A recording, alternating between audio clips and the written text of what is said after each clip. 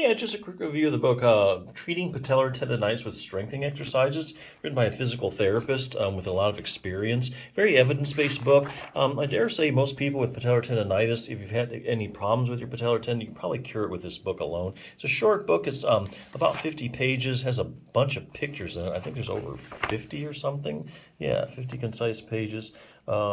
Just loaded with pictures. Anyway, starts out with the basics, basically anatomy, because you can never write a book and then assume everybody knows, what you're talking about as far as the tibia and the femur. And you really got to know a little bit of the anatomy in order to get better. That way you kind of know what you're dealing with and what the exercises are doing.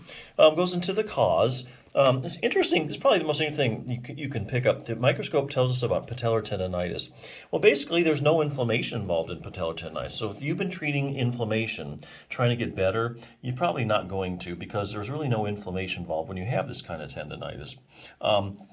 There's acute inflammation and chronic inflammation. Like with acute inflammation, there's neutrophils, or the major cells that are involved. Chronic inflammation is macrophages, lymphocytes, and plasma cells. So here's the deal.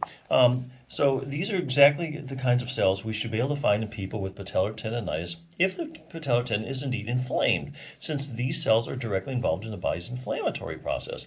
So basically, this book has went and compiled a bunch of studies, biopsy studies, where they've taken a piece of the patellar tendinitis out of people with patellar tendinitis. They look under the microscope, they see what kind of cells there are, and basically they don't find any cells that are no inflammatory cells. So basically there is no inflammation. So if you've been trying to, beating your head against the wall, trying to get rid of your patellar tendinitis by doing a bunch of icing and, other stuff to get rid of inflammation, there is no inflammation involved. That's why you're probably not better. So inflammation does not appear to be a major feature of patellar tendinitis.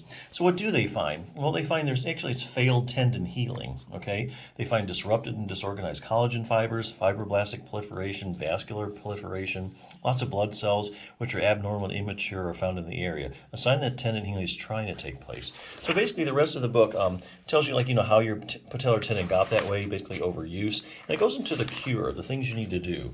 So the rest of the book actually is showing you strengthening exercises, which will encourage a new blood supply, promote the formation of healing cells like fibroblasts and healing materials such as collagen, and make the newly formed tissue line up properly. So basically it gives you these strategies like eccentric decline squats,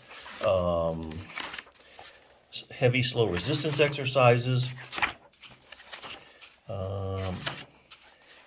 isometric and isotonic leg extension. So these are the main strategies, and you just pick one that you think will work for you. Some of these you can do at home, others you're going to have to go to a gym and use like a leg extension machine. So basically, you do these exercises, and then over time your patellar tendon remodels itself, and then it's back to normal. It doesn't give you pain anymore. This is all based on research. Okay, so everything that you see here is proven to work in a randomized controlled trial. So a randomized controlled trial is the highest form of proven medicine that a treatment actually works. So these are just treatments that have been shown to work. So basically you're going to do these strengthening exercises. You pick one that works best for you and do them, and then over a matter of weeks you remodel your patellar tendon and it gets back to normal. So it's a great book. I think if you're looking for you want to try and solve this problem with strengthening exercises, which is tried and true in the literature, it's a good resource.